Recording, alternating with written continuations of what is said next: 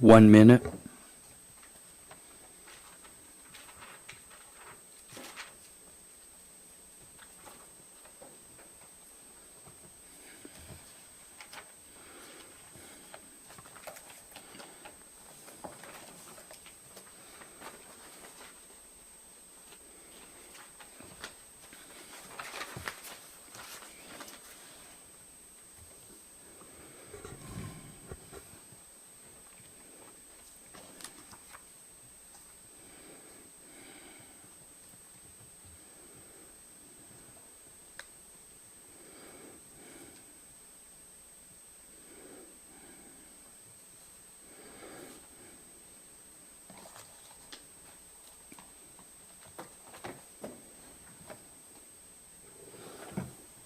Nova, ready?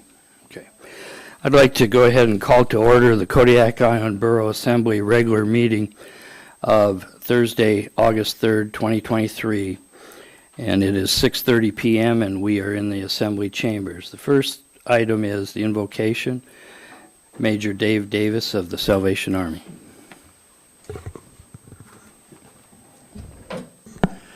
Thank you, Mayor Arndt. Mr. Mayor, Assembly members, staff, join me, please. Gracious Heavenly Father, we have so much to be thankful for. We thank you for the privilege of freedom to gather here this evening to work for the well-being of the borough and all its people. Father, we just ask a fresh anointing upon our mayor, our assembly members, and staff as they continue to work for the well-being of our borough. Father, there are unspoken prayers throughout the island, and we just ask a special blessing upon them. Father, may there be a blessing of peace and comfort. We give you the thanks for this assembly. In Jesus' name we pray, amen. Pledge allegiance to the flag of the United States of America and to the republic for which it stands, one nation, under God, indivisible, with liberty and justice for all.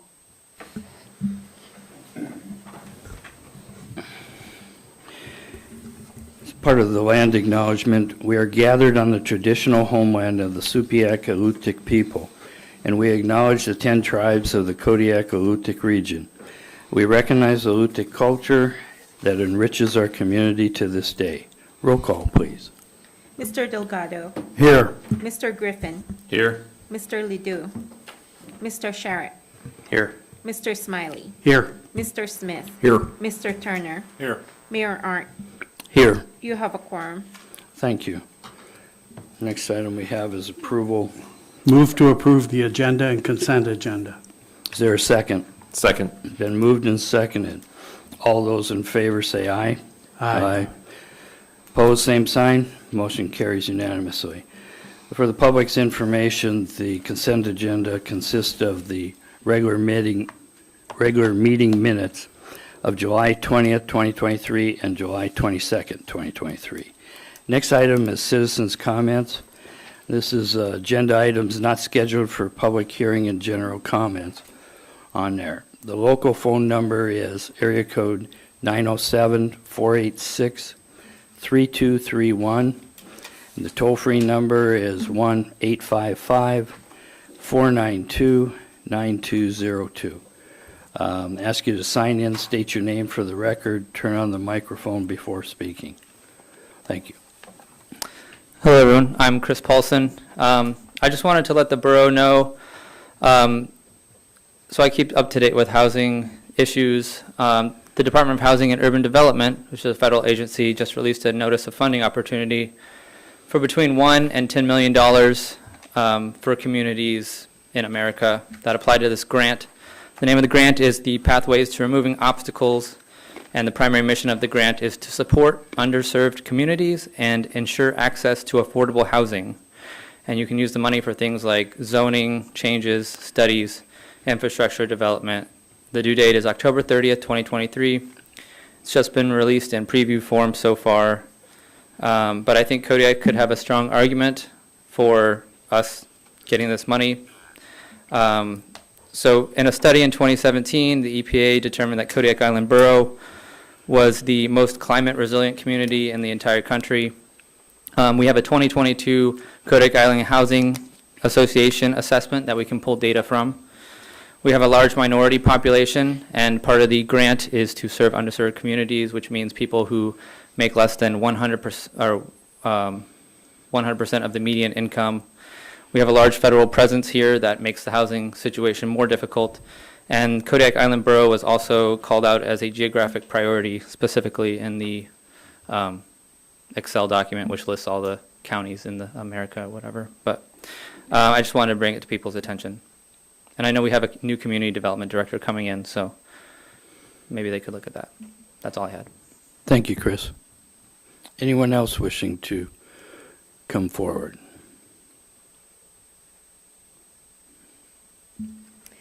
Evening, Dora Cross, Finance Director. Just wanted to let the public know that we have a tax deadline coming up.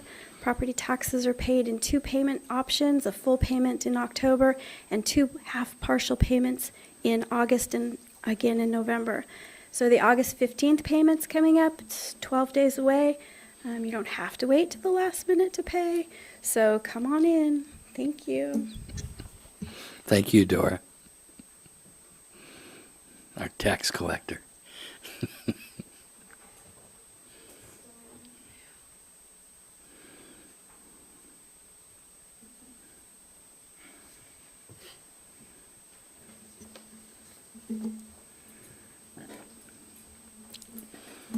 Hi, I am Seema Garut, your assessor. Assessing wants to remind our neighbors in SD1 that we were out in your area updating, measuring, and inspecting this summer. I have to say the postcards have been a really great thing for us. And we leave notes and people are calling us back and they're very happy and nice. And I've been the one answering the phone because my staff has been in the field. And I wanted to tell everybody thank you for calling us back and letting us get things updated and not being upset with us anymore. Thank you. Thank you, Seema. Hi, I'm Seema, your intern. Second hat. Sorry, I just have fun with that. The Planning and Zoning Commission would be reviewing KIB Code 17160 accessory dwelling units or ADUs at their work sessions and regular meetings beginning August 9th. The Planning and Zoning Commission meets every second and third Wednesday of each month at 6:30 p.m. in the Assembly Chambers.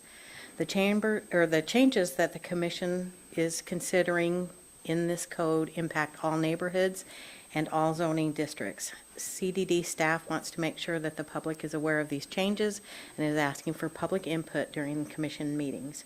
Your voice matters. Thank you. Thank you again. Anyone else wishing to come forward, please do. Go ahead, Carly.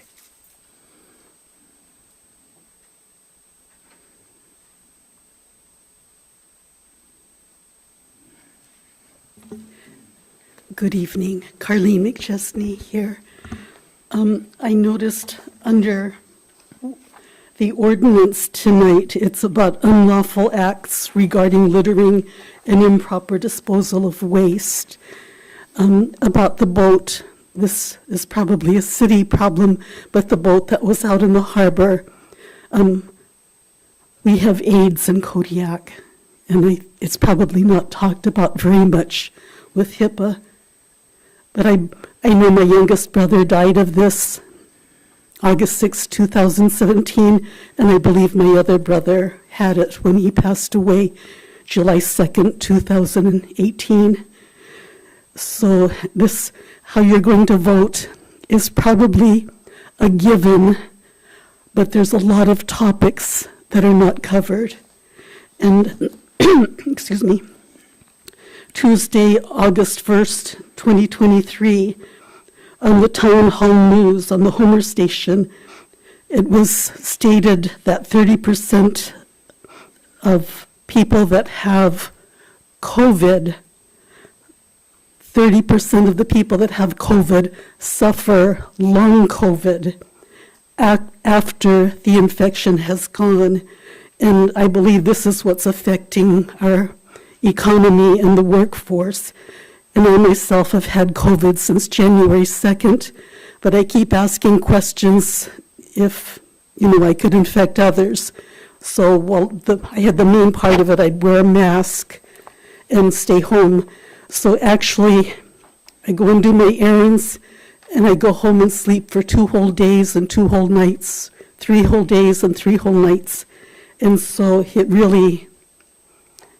it's a pretty bad thing. Thank you. Thank you, Carly. Anybody else wishing to come forward and speak under citizens' comments? Is there any calls? No calls. Thank you. Okay, then we'll go ahead and move on. Words and presentations, none. Does anybody have a committee report? Jared? Yes, the Health Facilities Advisory Board met on July 12th, and there are a few things. They're upgrading Providence is upgrading the MRI module building, and there's progress on air handling unit. But the big thing is that Providence and the Borough working with a design firm, Jensen Yorba Wall from Juneau, who we're probably pretty familiar with, and they're going to be here next week. Working on a comprehensive space and concept design plan for the hospital and medical facilities on the island. And they'll be meeting with Providence and other medical and health stakeholders to learn about our needs and how our needs could inform a more comprehensive replace and renewal and expansion plan for the hospital facility. So we recognize that the building is probably at its limit of what it can do in terms of adapting to new medical technologies and medical services. So this is a pretty significant project for the community and just one step towards looking at that hospital. And so they'll be here, and the final report, I think they said late September or sometime in October, but so we'll have some visitors next week to assess the hospital, and I'm really excited for that. Thank you, Jared. Anyone else have a committee report? Joe? I don't have a report, but I went to Uzinki last weekend to take part in the Alutiiq plant recognition and medicine-making deal that Gayla Peterson put on. Vicky Novak of the Uzinki Native Corporation and CANA's Prevention Department also helped to put that on. We walked around and identified edible plants and plants that are good for making medicine, and that it was a 2-day deal, and the second day we made 2 different kinds of salves and a lip balm. So it was interesting to learn some of the old things. I hope more of that can happen. Thank you. Thank you, Joe. Anyone else with the, Scott? Oh, sorry. Okay. Seeing none, we'll move on. Next item is public hearings. We have ordinance number FY 2023-18, amending Kodiak Island Borough Code Title 1, General Provisions, Chapter 1.20, General Penalties Section 1.20.050, Fine Schedule setting out penalties in the minor offense fine schedule, and amending Title 8, Health and Safety, Chapter 8.20, Litter Section 8.20.010, unlawful acts regarding littering and improper disposal of waste.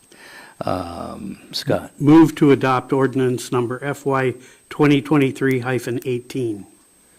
Is there a second? Second. It's been moved and seconded. Staff report, Amy? Thank you, Mr. Mayor. We have our interim community development director here, Ms. Garoot. Good evening. So this is the 4th and final time this will come before you. This ordinance will update the penalties of the fine schedule for matters concerning zoning compliance, recreational vehicles as permanent living quarters, and littering, and amends Title 8 definitions for littering and improper disposal of waste. Thank you. Any questions of staff? Seeing none at this time, I'll go ahead and move on to open the public hearing. Recess the regular meeting, open the public hearing. The local phone number is 907-486-3231. Toll-free number is 1-855-492-9202. Anybody wishing to call in, please do it this time. Anybody wishing to speak in the audience here, please do. I'll wait just 30 more seconds.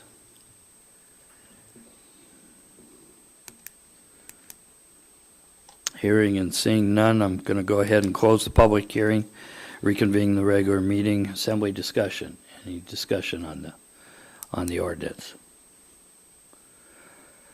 Roll call vote on the motion, please. Mr. Delgado, Yes. Mr. Griffin, Yes. Mr. Sharrett, Yes. Mr. Smiley, Yes. Mr. Smith, Yes. Mr. Turner. Yes. Would anyone like to change their vote?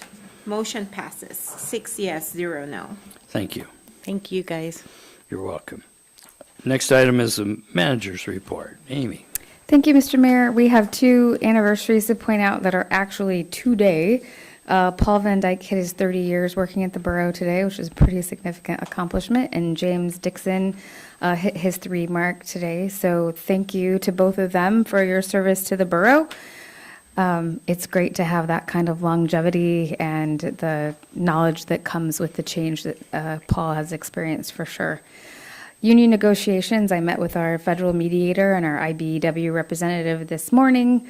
The IBEW representatives met with their union team, their shop stewards this afternoon to go over various items. And then the IBEW main person, Ryan, myself, and Barbara, our mediator, will meet again Monday at noon. So I pretty much, our meetings when we meet are off the record and we're not bound to anything, but then we can take ideas back to our teams and see how they feel about them. So I didn't really have anything to take to my team because I'm not at a point where I was willing to make any changes. But the IBEW team met this afternoon and discussed, so I'll find out what happened at that meeting on Monday at noon. I know everyone has probably heard about this plenty of times, but just a reminder that on August 8th from 4:30 to 6:30, inside of the building where the Tunch Tank is, Representative Stutes has invited a small group of state legislators to come to Kodiak and learn more about our region. The Assembly is invited, and so is the community. Through various publications, they've called it the NOAA building, and just if you know where the touch tank is, it's right inside of there, the conference room that's on that same floor, and then it extends down to where the actual touch tank is. So if you've been to reception there, it's that whole area. So I hope that people take advantage of that to get to meet these folks. We're still working on the solid waste contract. I have to thank the engineering and facilities staff for just really digging in and redefining words that have been causing problems. We're at a point where we're finalizing requested changes for a second amendment to the contract. That'll go through Scott Bat Erickson first. Then Alaska Waste will have to look at it, and if both sides approve, it'll come to the Assembly to get your thoughts on it. It basically, the part that we're looking to change right now is how we define multi-use buildings and defining how many customers are in a building that's used for different items. You've heard some public comment about the frustration around that and those definitions, and so that's what we're trying to get ironed out right now. We're still waiting on the final summary report from Gallagher, have not heard from them yet this week. At the end of last week, I met with the new president of the Chiniak Advisory School Board just to go over her understanding of how maintenance complaints or concerns about the school make it back to the borough and what pathway they use. And we tested the pathway just to make sure that it worked, and it's working. So that's wonderful. On engineering and facilities, our bulldozer has returned back to the island, which is wonderful. And staff is looking at what it's going to take to move the fill site to the lower area in Cell 1. If you haven't been out to the landfill and you're interested in a tour, please contact Dave, because that is just such an eye-opening experience when you actually see all the work that goes on out there. The other things we wanted to touch, Assemblymember Sharrett brought up a lot of great questions last week about the swimming pool contract. We reached out to that contractor, WTI, to ask them those questions and have not replied, or they have not replied. We haven't received a reply. So we're waiting to get those answers back before we bring that back to the Assembly, because we just didn't feel like we could answer the questions. We confirmed that no construction is going to take place on the Peterson roof this summer. They just were unable to get supplies here in a timely manner. So we met with Friends Contractors, and although they have not provided a schedule for next summer, they do know that that is one form of ARPA money, and there is an expiration date to that money, so they are well aware of that.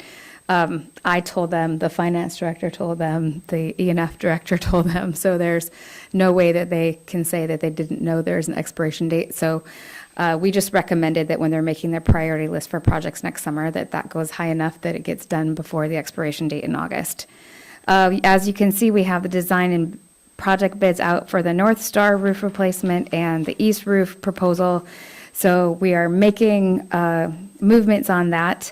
The Carluck School, the Larson Bay Tribal Council, and both the City of Larson Bay folks have signed that contract. Now it goes to our lawyer for signing, and that's the last step that we need to get done to transfer the Larson Bay School to Larson Bay. Carluck School is on a little bit of a hold while they have agreed to take over utilities, so our obligation for utilities is done. So our interest is kind of backed out outside of being the building owner. But we're going to wait and see how that plays out with, we have to stand up a school out there or not, and obviously that's the school district. Work is continuing at the leachate treatment plant. The contractor is going to begin painting next week, and we have figured out which items we're going to use to repair the concrete surface issues that we're having. Bayside Fire Department had a failure of their dry sprinkler system, which a pinhole leak resulted in a flood in the living room of the chief's apartment. He was woke up by his dog, so he figured out how to shut down that system, and we're having that system looked at to have repairs made immediately. It got turned off that night, and so we're going to make temporary repairs and get that back online as soon as we can. Assembly Member Griffin kind of informed you about the health and facilities stuff that's happening next week. For those of you that are on that board, I placed a schedule of the week's events at your desk so you know what's going on. Monday is mostly a tour day, so that the people come to the island, get to talk to some key people in the different organizations, and travel to the different facilities to see what's available. And then the next few days, the rest of that week, are going to be some important meetings. And I know that Assemblymember Griffin is traveling for AML, so if the other people can make it or send someone in your place, that would be really helpful just to get the borough's perspective into that meeting. In the borough building itself, we have our new electric and oil fire boiler set in there. It looks amazing, and they're incredibly small compared to the old stuff that came out, so that is going well. And then the touch tank, I didn't put a number in your report, but we had 765 people go through there in July. And so that's a pretty amazing amount given our small amount of hours that we have that's been open. So special thanks to Jessica for going over there and making that happen. Finance department, as Dora mentioned, if you are paying your own taxes and it's not coming out of your mortgage and you're paying half, the first payment is due Tuesday, August 15th. So keep that in mind. The property assessment and taxation software, we're going to be talking about that tonight. And you'll see a whole list of stuff that I got from IT that they've been working on. I think I mentioned last week, I got to go to one of their weekly update meetings, and it's amazing the stuff that goes in IT in the background that we don't know about. So there's a whole list so you can stay up to date. Again, congratulations to Paul. Assessing is still working in Service District 1, as Seema mentioned in the comments. Thanks to all those folks that are going out and actually greeting those folks in the field. I think their level of safety is increasing the more we notify the public, so that's a great thing. And then Seema also mentioned the planning and zoning working on the ADU ordinance changes that will affect every neighborhood in the community. So if you're interested in that, please plug into one of those meetings.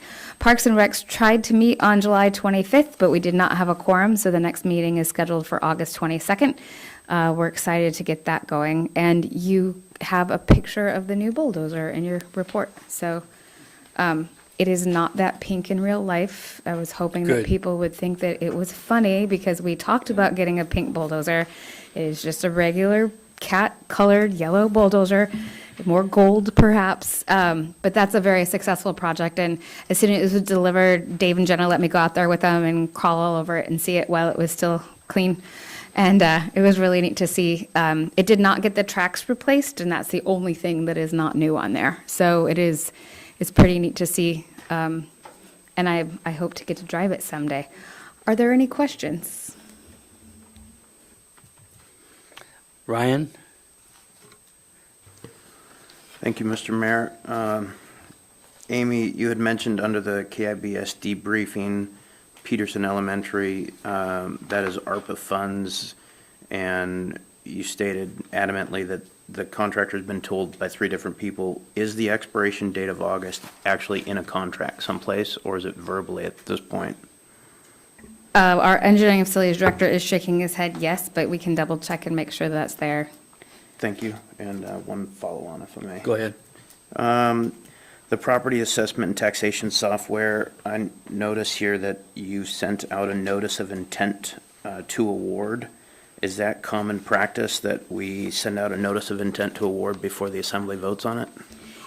Yes, in this kind of contract it is. It's just, it lets them know that your borough is serious and that they should invest the time and put their manpower into it, because I guess sometimes a lot of people will just ask questions and ask for them to put a lot of time into something without ever having the actual backing of their municipality. So this kind of lets them know that you're serious.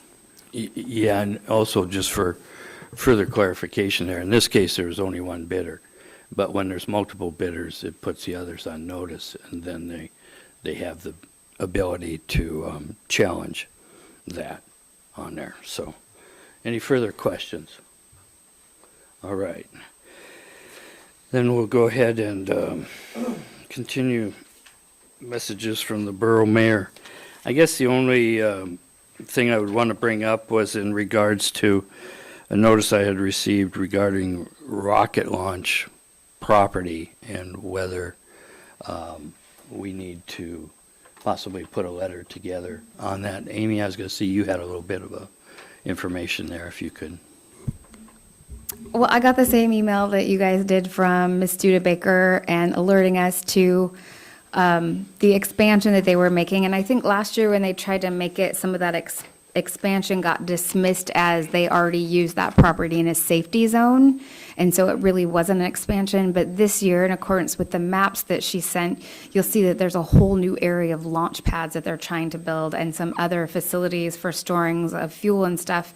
And so, as was suggested last week, I still think it's a really good idea for the assembly to ask someone from Alaska Aerospace or Pacific Spaceport Complex to come out and kind of explain that and explain what the impact of the community will be.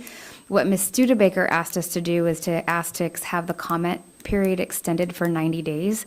And I think that's a really good idea because that deadline is coming up here in just a couple of weeks. And I don't know that the community is truly aware of the changes.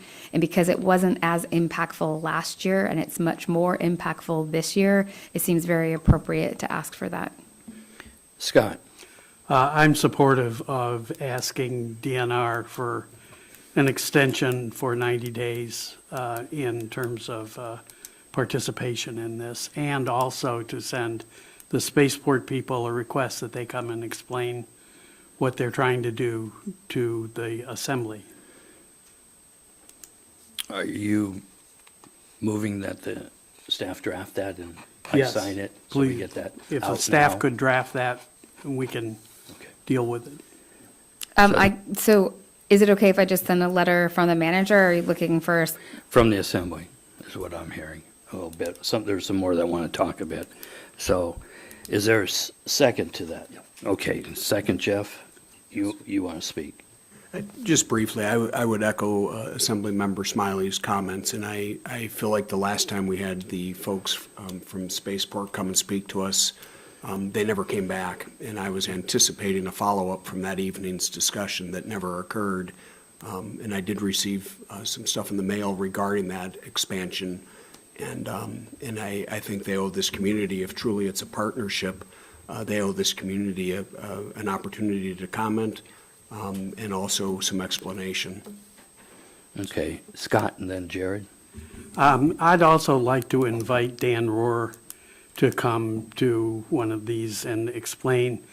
He was deeply involved in discussing with the spaceport people what was the citizens' report, that they were going to follow citizen guidance about how they do these kinds of things. And the last time the spaceport tried to move this issue, they didn't do it in accordance with that document, according to Dan Rohr. So he's somebody that will know about that. Okay, Jeff. Thank you, sorry, I forgot to mention this. You had mentioned the expansion of fuel storage, and I don't know that we ever got satisfactory answers with regards to the fuel spills that have occurred out there. And so the idea of expanding to store more fuel is a red flag for me. So I have concerns about that as well. So basically, the intent of the motion maker, as I hear it, is to, we draft a letter and sign from the Borough Assembly and the mayor in regards to requesting 90 days extension. And then James has a question. James? So I don't necessarily have a question. What I have is, I don't believe that it should come from the assembly because it's gonna take 2 more weeks before that can be signed.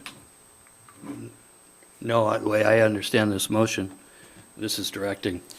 Yeah, but it has to come back to the assembly so that we can look at it, so that we can agree that this is what we want sent out. And if we just do it through the manager, then we don't need to come back and look at it and vote on it at that point. If we bring it back, if we want the assembly's signature on it and the mayor's signature on it, it has to go to a work session and then it has to come back to a vote after that. We're not just voting to blankly have a letter written. No, the intent of it was a 90-day extension. That's Yes, it. but if we're on a timeline, which is what was said, we need to have the letter out sooner rather than later. And what we're talking about is 2 weeks before we get back into assembly chambers to vote on it.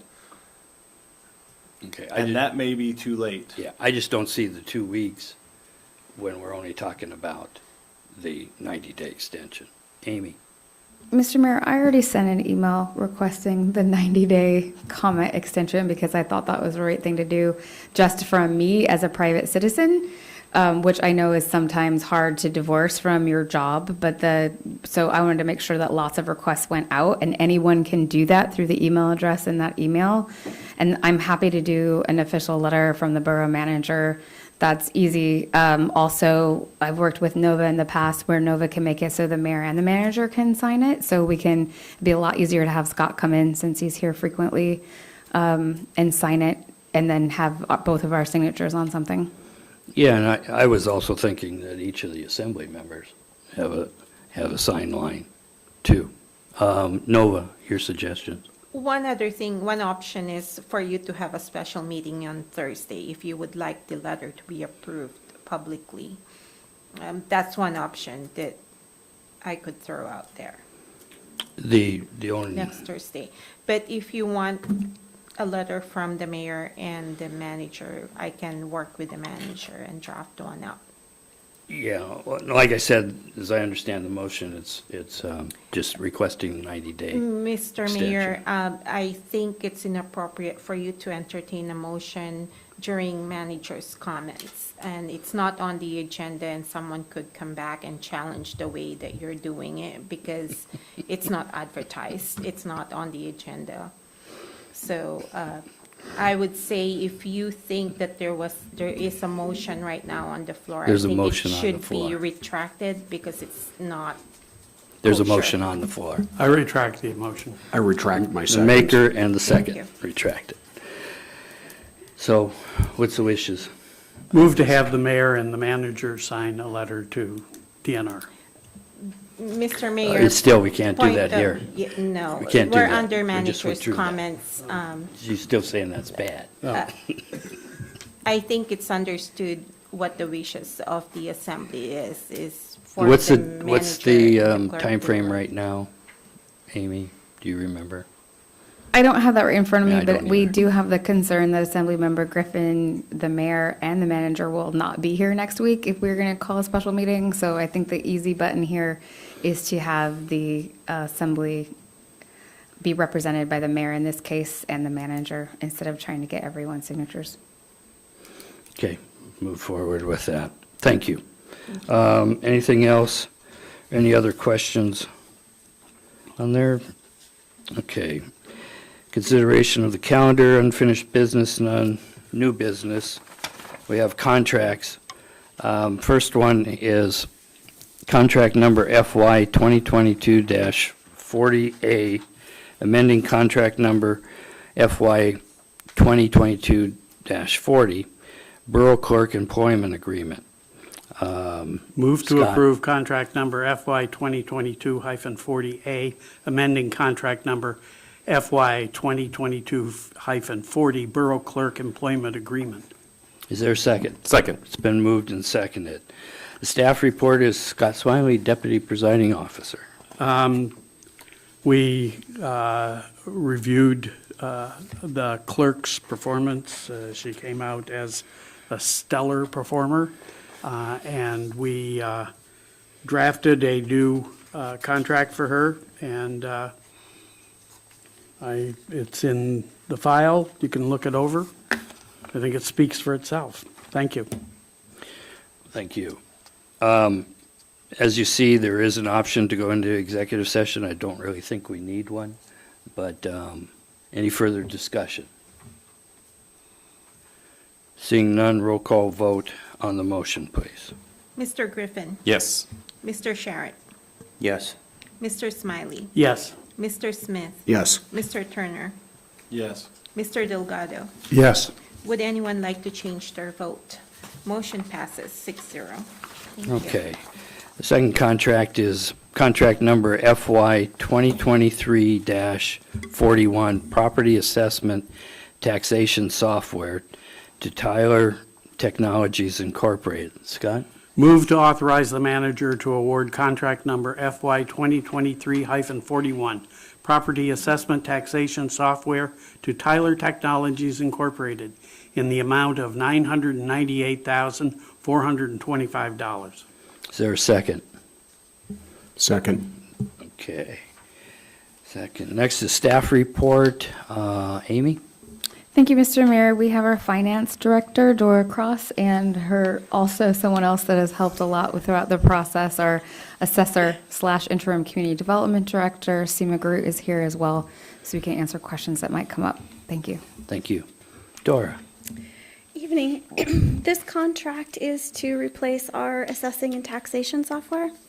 The software we currently have is from 2008. The company doesn't support it any longer, not with fixes or with security patches. We're the only entity on the software within the whole company. We were hopeful they would bid another one of their products to the RFP that we put out. They did not. We received one bidder, Tyler Technologies. We spent 6 months crafting the RFP, went through the attorney with the RFP, got the results back from Tyler, went through that with our attorney and their attorney. We pared down the products to an implementation that we thought that we could handle with our limited staffing. It is a 17-month conversion process.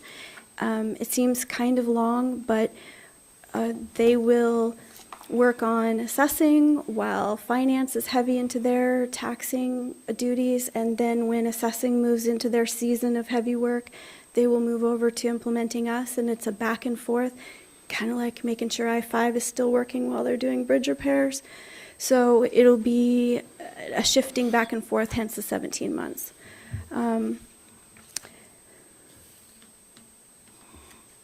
Anything else you can think of? I mean, I would say that we really did work really hard on this, and there are 2 other boroughs that are also looking at it and in contract with them. So the time, well, Anchorage and Ketchikan are already on it, but there are 2 other, boroughs that are looking to get on this, and we're kind of in a timeline to jump ahead of them. Otherwise, if we delay the contract in any way, shape, or form, we're looking at getting behind them, and our time for getting on the software will be delayed the 17 months, and it'll be, it'll be 2025 before we can even start looking at getting onto the software, which will include increases and all that neat stuff too. Last time we communicated with them, we were projected to a possible February implementation date, which is, 6 months out. So, last week there was a question or two. I think what you were looking at on the costing for the credit cards, we declined to pick up their cashiering, which was $27,000 a year and a $19,000 implementation fee. We have less than 2% of the taxpayers that pay via credit card. And so their 3.9% is far larger than the 2.5% that we currently have. It equals to like 100 credit card charges in 1 month of August last year prior to deadline. And that's we enter 6 cards, payments into our system for credit cards for that 1 month, six a day. So we don't believe that purchasing that part of the system would be good for the taxpayers. It's very minimal use. There's some months we don't have any credit card activity at all. Most months we don't. Just during the deadline months we do. So we didn't think that was cost effective too. And I'm all for technology making job easier. I mean, part of my job is IT director, so I'm all for that, but it just didn't make sense for us for this one for less than 2% of the collections. So, and any other questions? Okay, first, I'd like, basically on there. For everyone's information, basically, you're included in here 3 years of the, I want to call it license fees is included in here, which is kind of budgeted over the next 3 years on Correct. general budget, general fund operating budget. And there was a discount that was applied on there. The $141,975 a year is after the discount, I take it, Yes. on there. What's the rate going to be after year 3 of this contract? That is the 141. When we're paying 2 vendor license fees, it'll be, I don't know. See It'll what I be mean. whatever this contract rate goes to the 3 years. I don't know what the fee is after that. Okay, that's what I Yeah, was yeah. just I understand checking your question now, yeah. to see what. This is only for the first 3 years of license fees. Okay, and for the public, basically, the programming and the implementation is you're estimating at the $572,500 Yes. that we've budgeted in our capital project, and then the $425,925 is the license fee and yearly operating costs. So, which brings it to the total of the $998,425. I just wanted to break that out. Yeah, and we have 600 already set aside in a project, and Right. the other costs, the normal licensing costs will just be budgeted in our normal annual budgets. Thank you.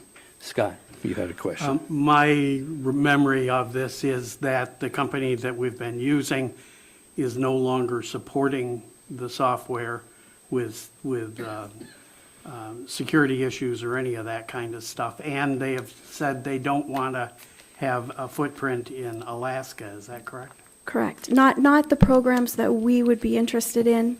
They have larger programs for larger municipalities. They're too big for us. Yeah. And this one was Tyler was the only one that addressed our RFP. Correct.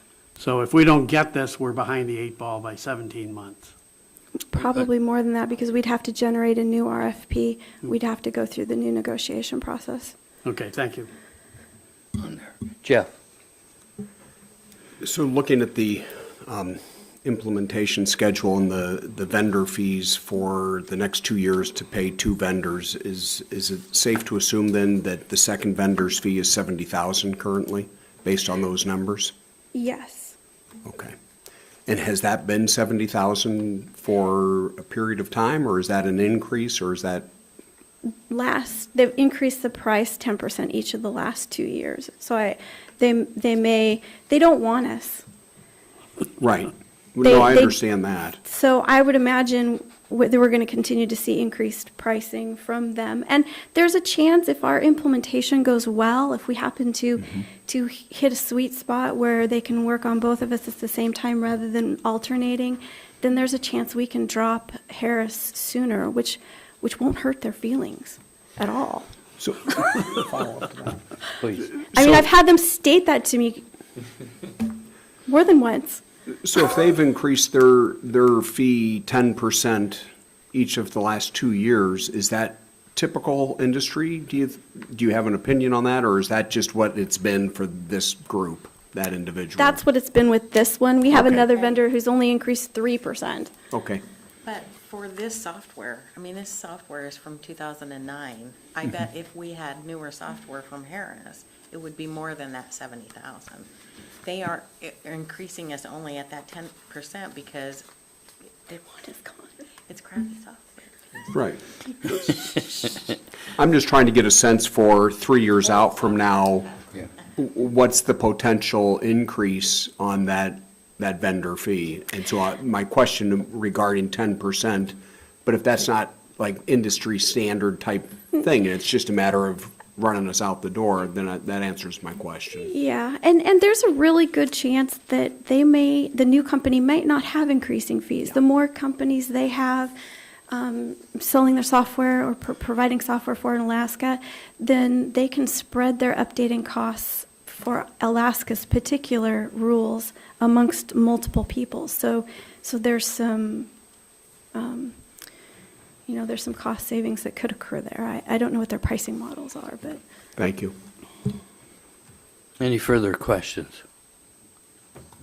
One other thing I would just note, there's a lot of minutia in the contract in other areas. One of them speaks to renting, car rental or that, which I'm assuming will provide the vehicle for them on there, but just. So long as they have the insurance, yes. So, there's just it looks like the contract covers an awful lot of things that we don't necessarily. There's also the opportunity, depending on what time of year it is, if they do have to come up here. There's the apartment over at KFRC, which would reduce any lodging expense. But as anyone wanting to protect their employees, they want to make sure that we're not sticking them in a sub-dive hole. So they want the contract to say hotel, but I've talked to them and they say, yeah, well, we've done it. We've stayed at other places that are, nicer than the hotels in town, depending on where they stay. So that's an opportunity there too, that staff's fully aware of offering them. Okay, any further questions? Ryan? So in their contract, we're actually not available to offer them a place. They call out a AAA rating system. I have a multitude of questions, and I'm just going to summarize them all with one. And this is, I guess, for us to answer, is what we're voting on is the contract in hand as it sits right now. Is that what we're voting on tonight? Just that's the way I see it, but. Thanks. I don't have any further questions. James? If you could clear up some of my confusion, that would be great. The part that I see is on, let me get to it because I keep scrolling back and forth. Back on the quote by Bob Tennis, I guess. It says the annual SaaS fee is $141,975 after discount, but it says total annual SaaS fee for 3 years is $425,925 after discount. We don't know what the fourth year is going to be. There is a piece in here that says that functionality, basically if it doesn't function the way that we hope it to, that they're not at fault. And so we've paid all this money out, and what do we have to show for it? It hasn't been tested for us yet, so we don't know how well it's gonna work, correct? Okay. That's term and condition number 25. There was one other piece that I've lost my train of thought, so I'll let you while you're working on your train of thought. Basically, one of the things that I heard earlier in the staff report was that we are not the first community in Alaska trying this. We're right now looking to be the third community out of maybe 5. So Anchorage already has it, Ketchikan's already using it, Matsu just finished contract negotiations with them, so they'll be implementing soon. We were slotted for an October spot, they bumped us to February. I have a feeling Matsu took our place for October. And then Juneau is looking at them, they have demos set up and people for Juneau's municipality as well. okay. Well, I like the idea that we're not the first ones in line for something new, because usually the first ones have gotten burned before. And we intentionally made the products that we asked for the minimum so that we had the opportunity to increase our use and purchase additional later after we had a successful implementation of the basics. Seema, I'll let you continue on that. Additionally, we talked to both of those places, so some of the things that we took off of our list were because they weren't working well for them. So we were like, okay, so let them iron out the bugs on those things before we even think about getting them. So we did talk to both Anchorage and Ketchikan to make sure that this product was something that was usable. Okay, follow-up on that is, can you say what kind of things you So, did not for example, opt their for? field mobile, they did give us references, and I called them and asked them about specifics. So field mobile, we took off of the books for us, because Anchorage said, oh, it's clunky, it doesn't work well, it's something to get used to. And then we talked to a couple of other people that use Tyler software that have a different field mobile that works splendidly with them. So, they do have some interactives that we can go a different way depending on what we need to do down the road. But everybody that has Tyler for their specifics of what we're getting, finance and assessing products, we did check to make sure that what they're using and what we need were working. And so if it wasn't working, we took it off the table. Thank you. Ryan, you had your hand up. There is one point of contention that I can't summarize into my previous one, so I apologize. On page 44 of our packet, 44 of 255, agenda item 14.A.2, page 4 of the proposal, the SAS fees include up to 2.5 terabytes of data storage capacity. The 2023 rates for additional storage capacity is $10,500 per terabyte of storage. This is a 1 terabyte phone. So in comparison, that's a lot, and that I guess I can't wrap my mind around how much data we have, but $10,500 per terabyte of storage is about astronomical. We'll save all my other superlatives. Our IT department looked at that, we chatted about it. They didn't see a problem staying within the contracted rates. They're not, it's the data, not the program, that we're having them save as well. So right now, we're hosting the data and the program on our servers, and it doesn't reach that amount. So they didn't see a problem with it. Okay, Ryan, any other questions? No. Anyone else with any? James? So I found it. It's the SAS services on page 3 of the proposal, number 6.1. SAS services are audited at least yearly in accordance blah, blah, blah, blah, blah, blah, number 21, attain, maintain, and it goes on, and then it says, upon execution of a mutually agreeable non-disclosure agreement, we will provide you with a summary of our compliance reports or its equivalents. So basically what they're telling you is, we get audited, but we're not gonna tell you unless you sign an NDA, and then the only person that could see that NDA is the manager at that point. And so, Those aren't for their general financials. Those are for specialized SEC reports. And I did talk to the attorney about that, and it doesn't really, unless they're going into bankruptcy or have some fraudulent transactions on the stock exchange. That's what he said was in that report, that's really not anything that would be really applicable to us, but they give us the option to get the report if we feel it necessary.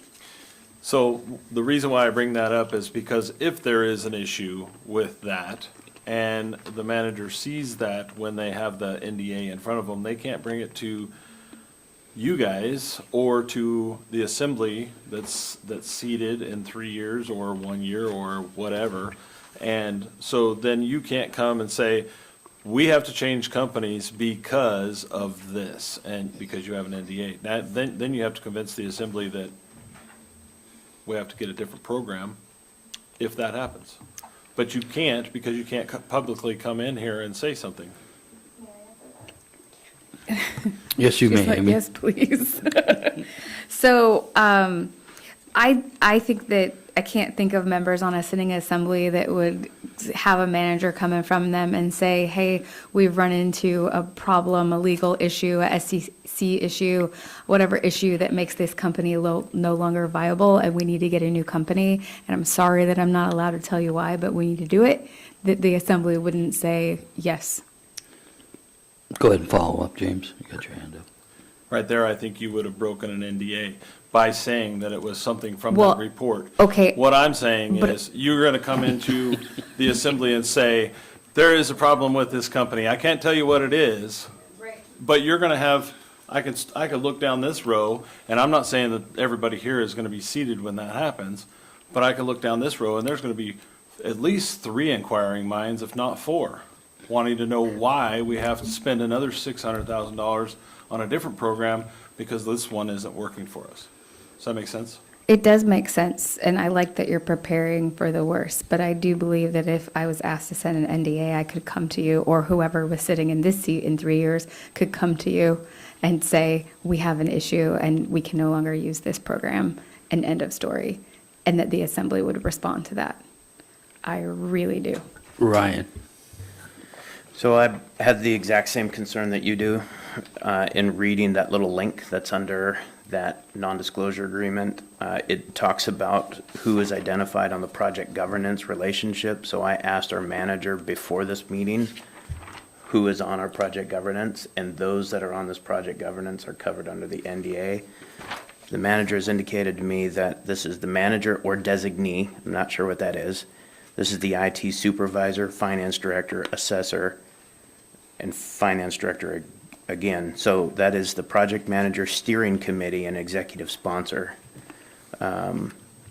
So that project governance relationship is what's covered under the NDA under your, so in full disclosure, I have 297 questions about this contract. So I do have concerns. However, if I may continue. Continue. Sorry, James. However, I understand the situation that we're in, and I also understand that we have 2 weeks as an assembly to look at 2 significant projects. And so I'm sure the manager felt my frustration this evening when I asked how the best way to channel these questions. So I've just highlighted a few, and I'm just going to give them to staff. And but the NDA was one of the significant ones. That's why I specifically asked for this list. So that's what this list right here that you provided me answered. Thank you. Okay. Any further discussion or questions of staff at this time? Call for a vote on the motion. Mr. Sharrett?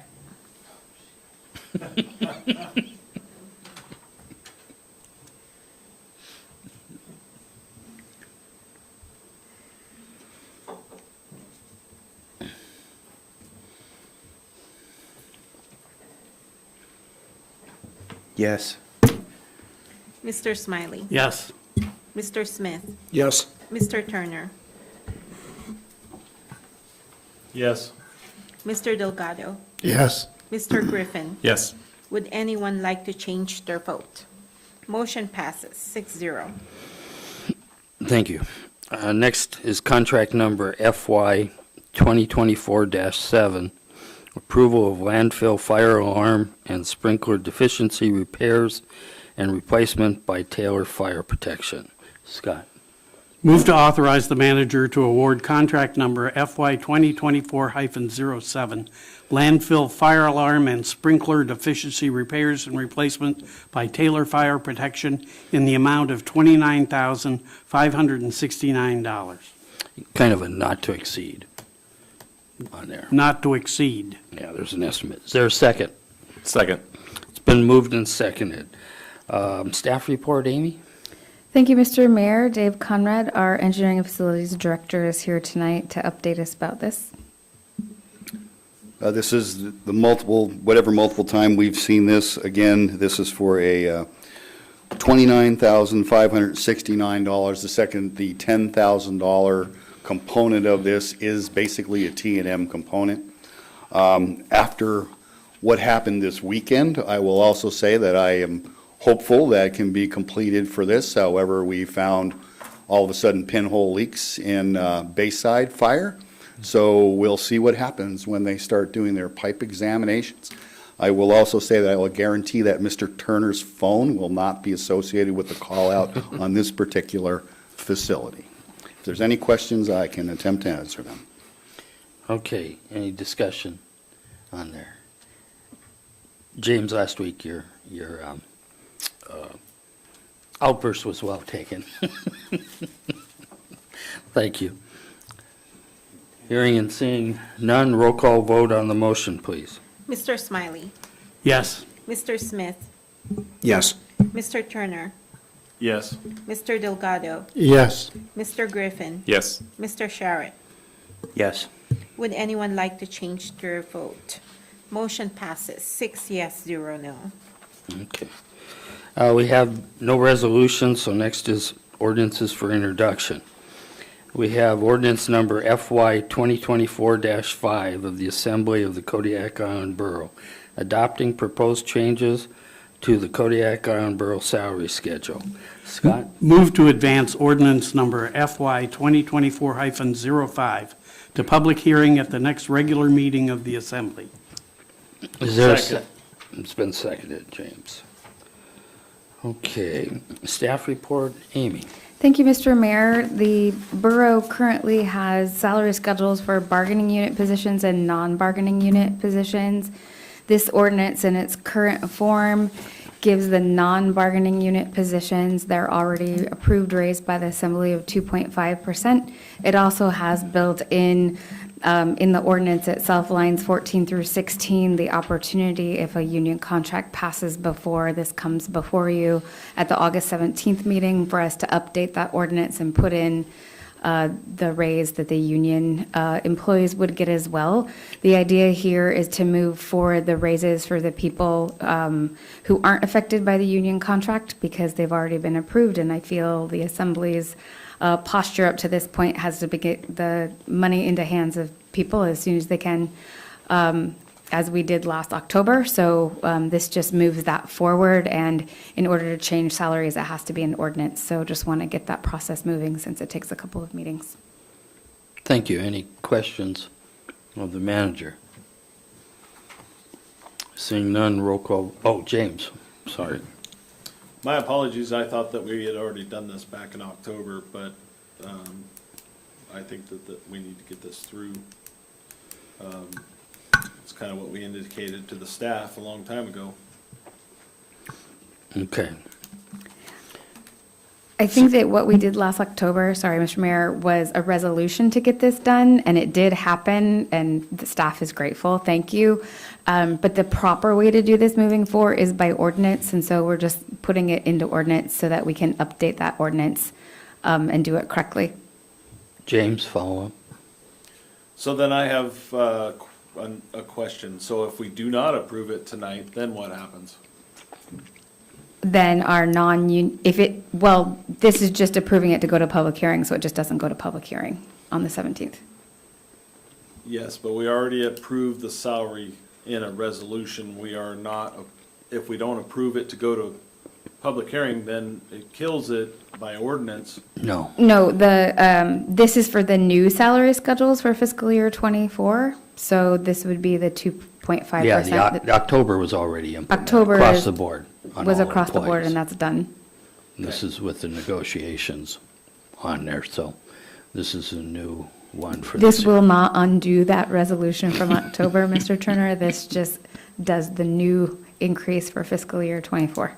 But see, now everybody knows that. Thank you for making me put that out there. Thank you. Understand. Any other questions or discussion? Seeing none, roll call vote on the motion to move this forward to a public hearing at the next regular meeting, which will be August 17th. Mr. Smith, Yes. Mr. Turner, Yes. Mr. Delgado, Yes. Mr. Griffin, Yes. Mr. Sharrett, Yes. Mr. Smiley. Yes. Would anyone like to change their vote? Motion passes 6-0. Okay. Next item is citizens' comments. This is agenda items not scheduled for public hearing and general comments anybody wishes to make. The local number is 907-486-3231. The toll-free number is 1-855-492-9202. Anybody wishing to come forward and speak, please do at this time. Hearing and seeing none, we're going to go ahead and move on to assembly member comments. I think James will start with you. No further comments, thank you. Joe? None tonight, thanks. Jared? None for me. Jeff? Just briefly, would like to say thank you to staff for their efforts in vetting and the work on the RFP and getting us to where we got this evening. So thank you for your efforts. Scott? None for me. Ryan? Guess I'll be that guy again. Go for it.